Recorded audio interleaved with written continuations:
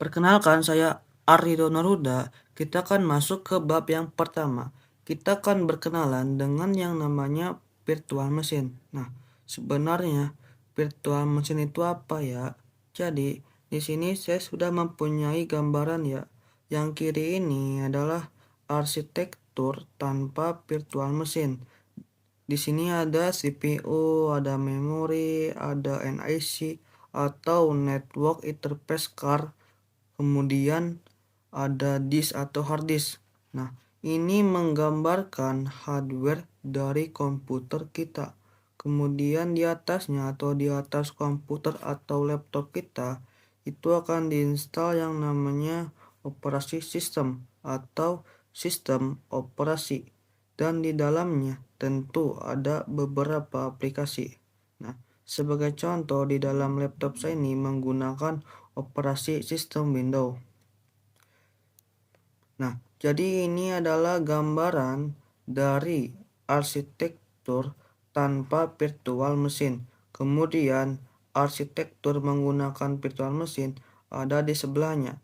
Kita di sini memiliki hardware atau komputer laptop kita sendiri. Kemudian nanti di atas hardware ini akan kita install yang namanya hypervisor. Nah, hypervisor itu adalah aplikasi untuk menjalankan aplikasi virtual machine. Salah satu contoh dari hypervisor itu adalah SX Helper.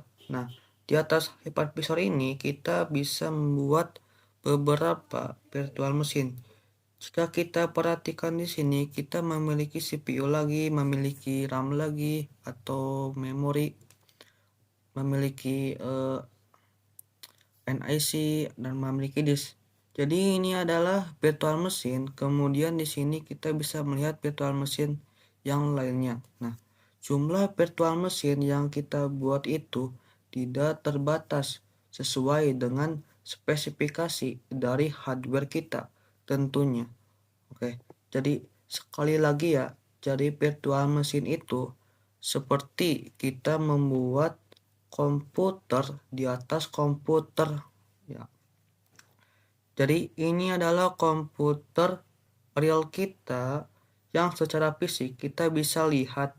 Kemudian di atasnya kita bisa lihat ada hypervisor dan di atasnya lagi baru bisa membuat yang namanya aplikasi virtual machine.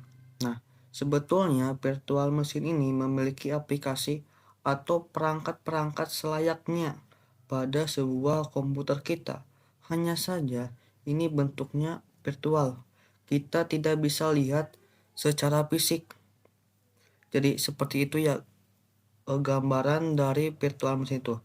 Kemudian kita akan lanjut ke arsitektur virtual machine. Di sini ada dua gambar ya. Yang pertama ada bare metal arsitektur. Kemudian yang kedua ada hosted arsitektur. Jadi apa sih perbedaannya? Jika bare metal arsitektur setelah hardware kita bisa menginstal yang namanya hypervisor. Seperti yang awal sudah disebutkan bahwa hypervisor itu adalah aplikasi untuk menjalankan aplikasi virtual machine.